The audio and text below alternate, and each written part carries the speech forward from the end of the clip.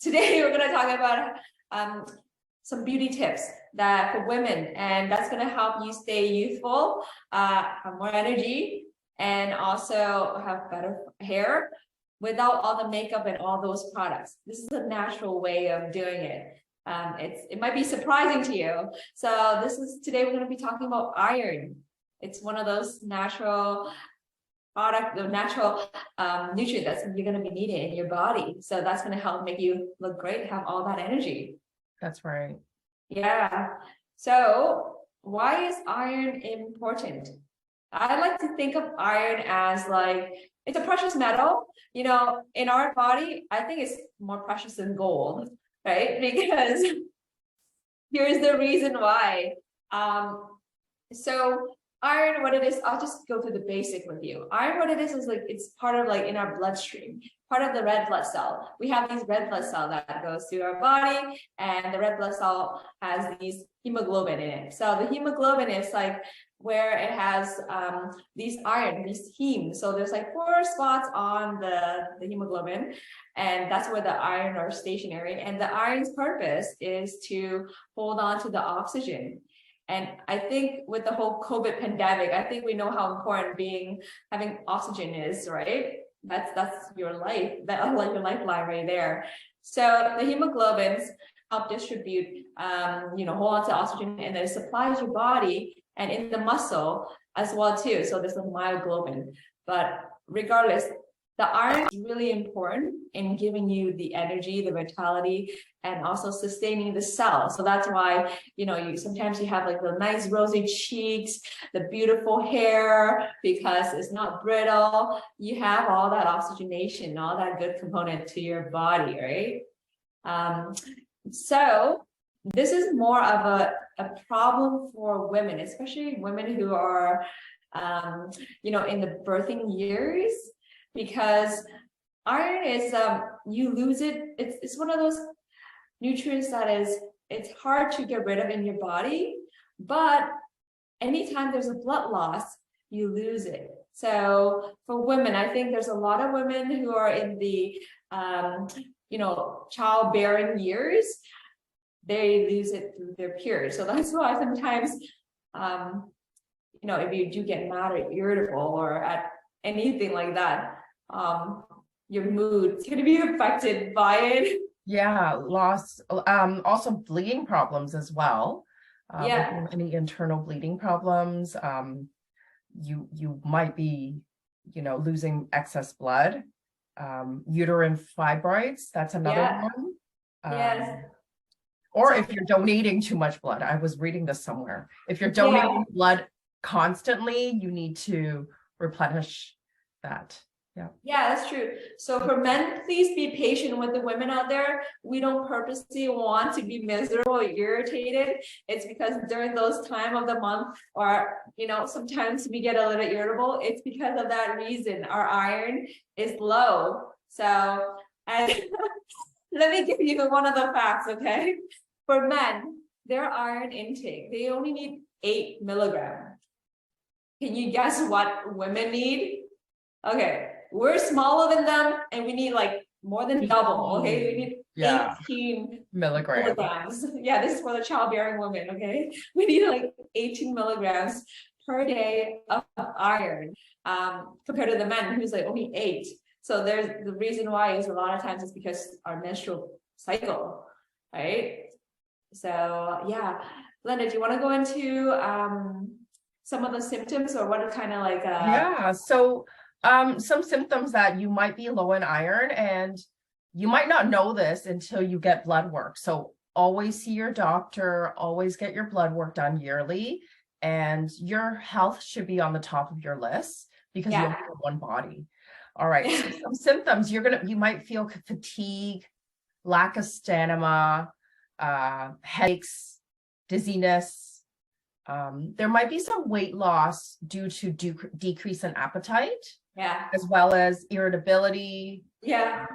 Lack of enthusiasm in life. Hair loss, brittle nails, sore tongue, even canker sores, actually. That could be a big sign. Pale skin, lips, that could be another one. Your cheeks could be pale. And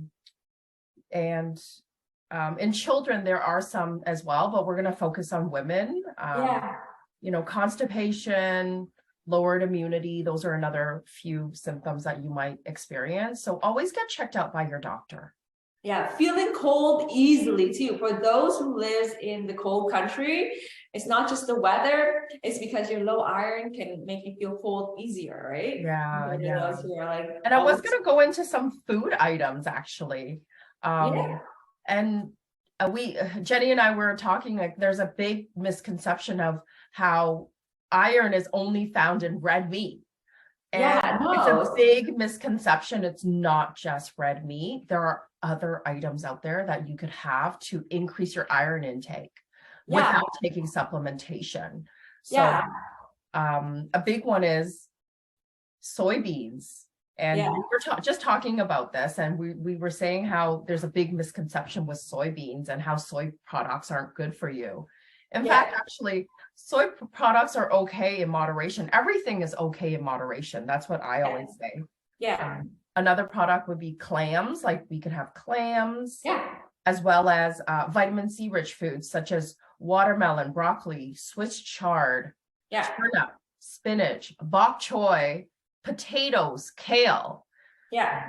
Other protein rich items such as lentils, quinoa, tofu, kidney beans, chickpeas, lima beans, black eyed peas, pumpkin seeds, cashews, almonds, sunflower seeds, sesame seeds, as well as like dried fruit, believe it or not. Apricots, figs, raisins, and prunes also have iron in it. So if you want to look at like how much iron you do need, think of 4 ounces of tofu.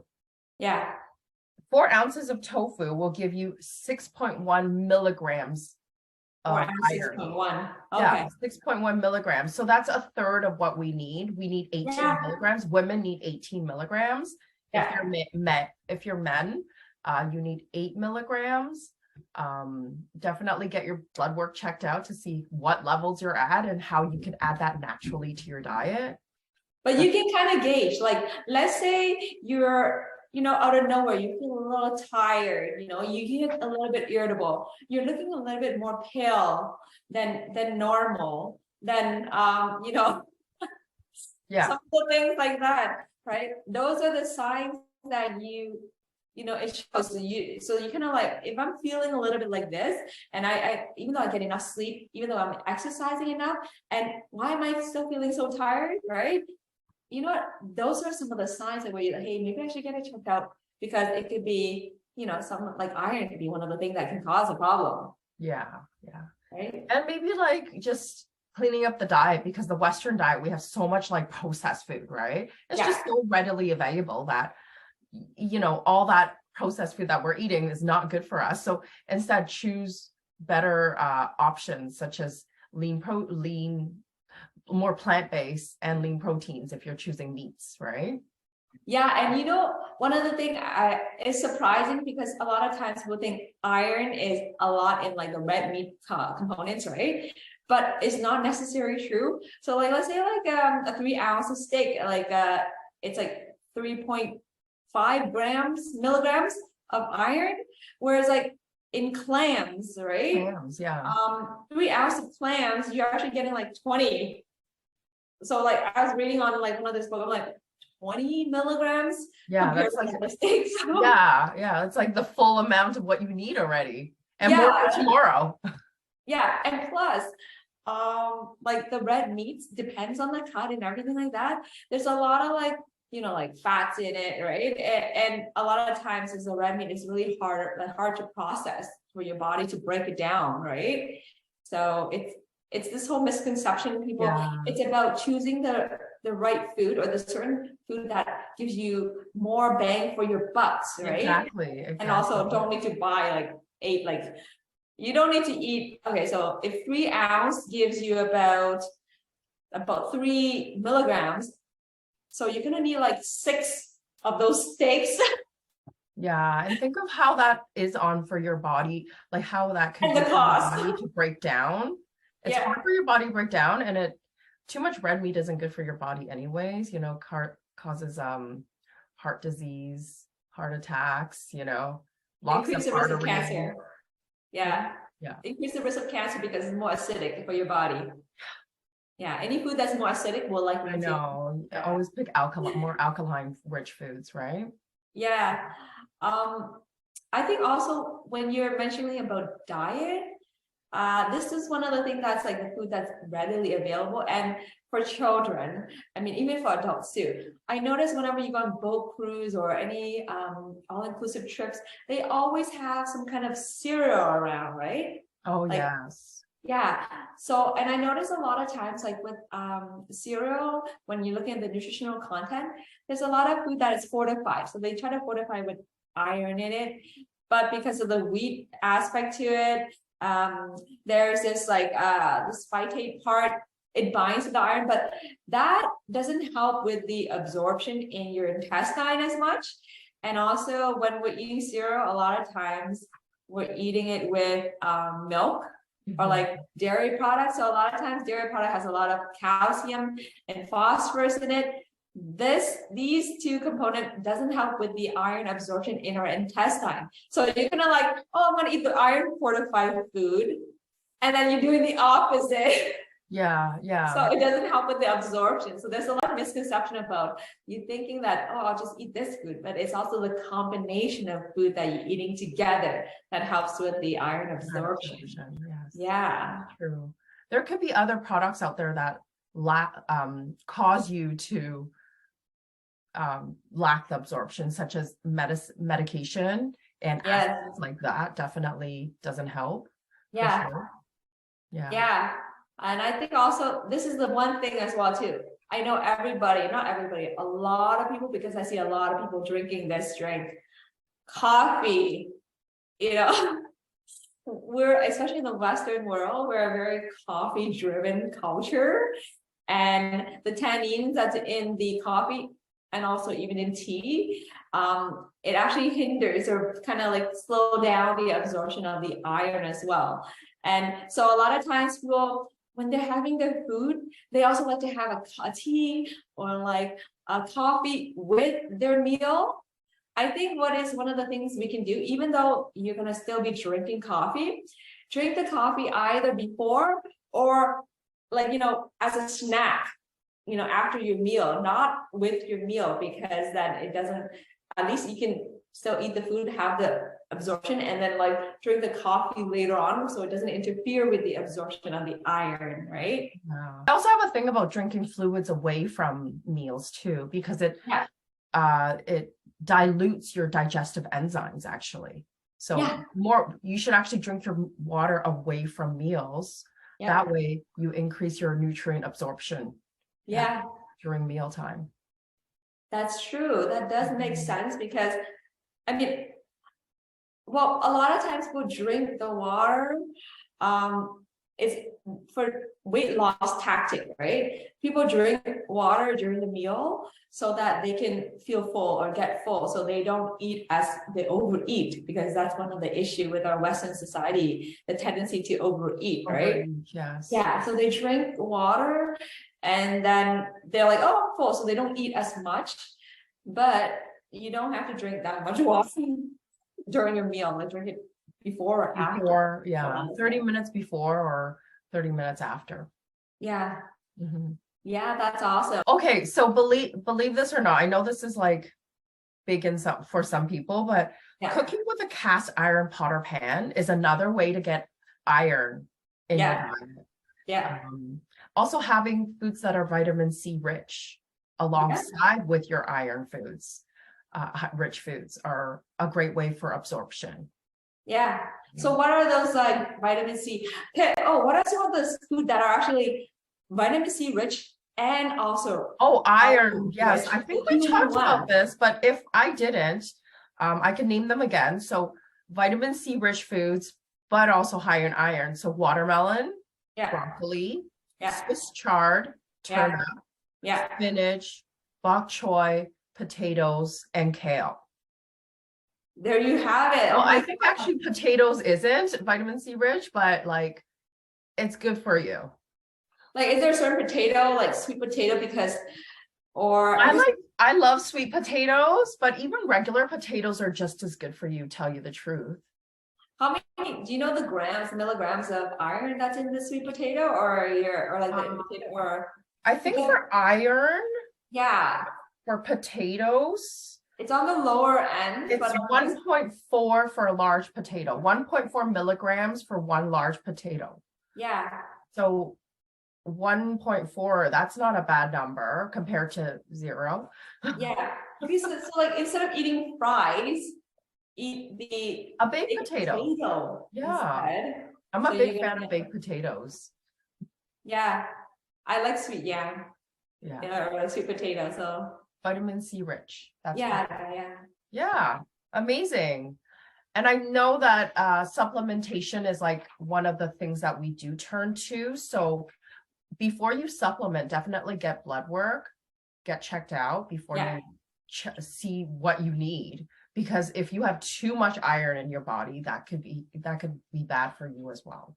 Yeah, that's true. Too much iron can cause like increased risk of infection, because bacteria likes iron-rich food or iron-rich blood, so like too much. And not only that, it interferes with your body circulation as well too. Like your liver is the thing that like holds on to a lot of the iron. Is like the storage area there, right? Storage So it's area. harder on your liver, right? I mean, it has to detox everything already. Yeah. Oh, talking about the liver. This is another common drink that people are drinking that is actually reduces their iron absorption. Alcohol. So the alcohol, like over time, like once in a while, not a big deal, but in the long run, it actually ruined the lining of the intestine. So because of that, because there's a lot of patients that comes in and they have like esophageal varice, ulcer, all that stuff. That's because of the chronic alcohol consumption. And that, so like, let's say the intestine lining is, ruined, or it's interfere, or it's not as good.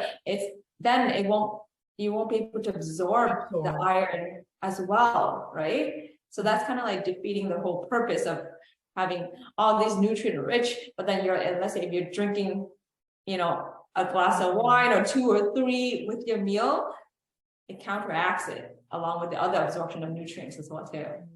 That's why it's very important to have good gut health, right? Like make sure your gut health, you're feeding your body with good food and taking care of your gut health. Definitely something like a probiotic would help for sure. Yeah.